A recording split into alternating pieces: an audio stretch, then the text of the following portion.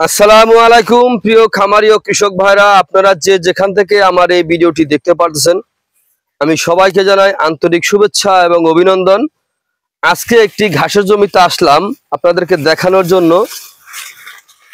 এই যে আমি যে এই ঘাসের ঝোপাটার কাছে দাঁড়িয়ে আছি, এটা হচ্ছে আপনার আমেরিকান গুয়াতিমালা হাইব্রিড ঘাসের জমিতে আসছি আপনাদেরকে দেখানোর জন্য। দেখেন একটু ঝোপায় কি পরিমাণে ঘাস হয়।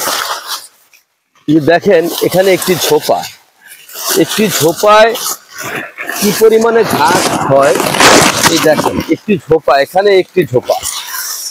এই ঘাসটা কিন্তু আপনার খুব সহজে আপনি রোপণ করতে পারেন।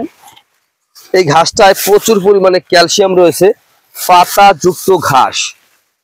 এই ঘাসটা আপনার যে কোনো মৌসুমে আপনি রোপণ করতে পারেন। এই ঘাসটা অবশ্যই আপনি যে জমিতে আপনার পানি আটকে থাকে এরকম জমিতে আপনি রোপণ করতে পারবেন না। এটা রোপণ করতে হলে আপনার উঁচু স্থানে রোপণ করতে হবে, যেই জমিতে পানি আটকিয়ে না থাকে এরকম জমিতে আপনি রোপণ করতে পারেন। এটা হচ্ছে আমেরিকান গুয়াতিমালা হাইব্রিড ঘাস। তো আমেরিকান গুয়াতিমালা হাইব্রিড ঘাস যদি আপনি খাওয়াতে চান তাহলে আপনার হয়তো কাটিং অথবা চারা রোপণ করতে হবে। আর এই ঘাস খাওয়ালে কি কি উপকারে আসে দেখেন।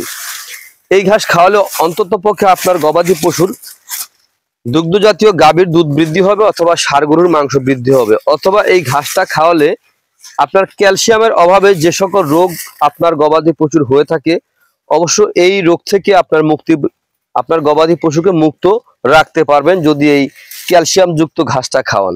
কারণ এই ক্যালসিয়াম যুক্ত ঘাস যদি আপনার গবাদি পশুকে খাওয়াতে পারেন তাহলে অবশ্যই আপনার গবাদি পশু ক্যালসিয়াম যুক্ত যে রোগগুলা হয়ে থাকে, ক্যালসিয়ামের অভাবে যে রোগ হয়ে থাকে, অবশ্যই সেই রোগ থেকে আপনার গবাদি পশুকে চিরমুক্ত করতে চাইলে আপনারা এই আমেরিকান গুয়াতিমালা ঘাসটা চাষ করবেন।